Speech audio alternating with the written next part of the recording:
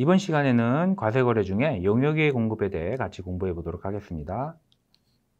부가가치세법에서는 용역의 공급을 계약상 또는 법률상 모든 원인에 따라 역물을 제공하거나 시설물 권리 등 재화를 사용하게 하는 것이다 라고 규정을 하고 있어요.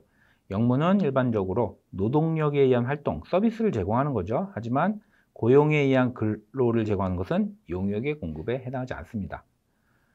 근로의 제공은 사업상 독립적으로 역무를 제공하는 게 아니고 근로의 대가인 임금은 부가가치 창출 요소 하나에 불과하다. 그리고 부동산 임대 등 시설물을 사용하게 하는 것, 그리고 특허권, 광어권, 저작권 등 권리를 대여하여 사용하게 하는 것, 또 지식, 경험, 노하우를 제공하고 대가를 받는 것도 이런 것도 다 용역의 공급에 해당이 되죠.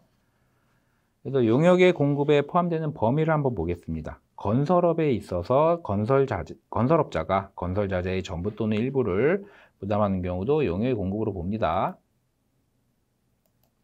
제조업과는 좀 다르죠. 가공계약에 따라 주요 자재를 전부 또는 일부를 부담하는 제조업의 경우에는 재화의 공급으로 보지만 주요 자재를 전혀 부담하지 않고 단순히 가공만 해주는 경우에는 이 인가공 용역은 사업지원 서비스업에 해당이 된다고 했어요. 그래서 용역의 공급으로 봅니다. 그러나 건설업은 주요 자재의 전부를 부담하든 안 하든 일부만 부담하든 아니면 아예 부담하지 않든 무조건 용역의 공급으로 본다고 그렇게 이해를 하시면 될 것 같아요. 그래서 밑에 사례를 보면 의료 제조업체인 사업자 A가 원당 같은 이제 주요 자재를 구입을 해요. 사업자 A가 자재를 구입을 해서 가공을 해서 납품을 하면 그때는 재화의 공급이죠. 재화의 공급입니다. 하지만 사업자 B로부터 이제 사업자 B에게 자재를 전부 제공을 해요. 그러면 사업자 B는 자기가 자재를 구입하는 게 아닙니다. 다 조달을 받는 거죠. 거래처로부터. 단순히 가공만 해주는 거예요. 그 가공만 해서 납품을 한다면 그때는 용역의 공급이다. 이 개념은 제가 지난 앞선 시간에도 몇 번 그렇게 설명을 드린 바 있습니다. 이 개념에 대해서는. 그래서 재화의 공급인지 용역의 공급인지 가공 용역에 대해서 잘 구분을 하실 수 있어야 된다라는 겁니다. 재화의 공급에서 자가 공급을 배웠죠. 자가 공급. 그래서 용역의 공급도 자가 공급이 있을 수 있습니다.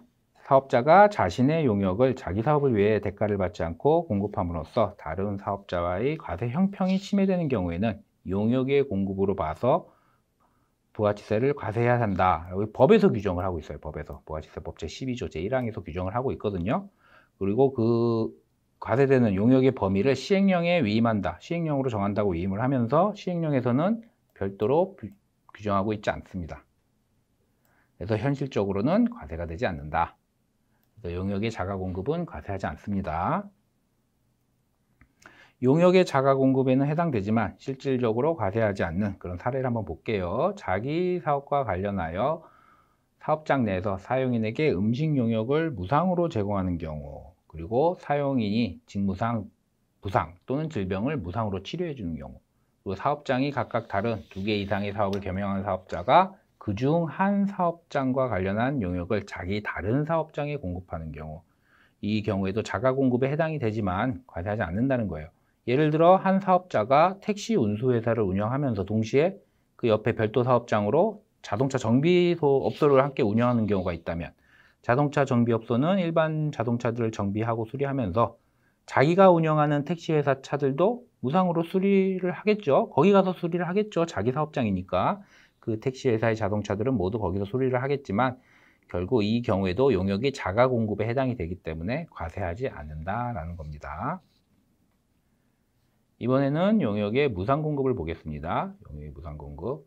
용역의 무상 공급은 대가를 받지 않는 거죠. 말 그대로 무상입니다. 타인에게 용역을 공급하는 것은 용역의 공급으로 보지 않는다라고 법에서 아예 규정을 하고 있습니다.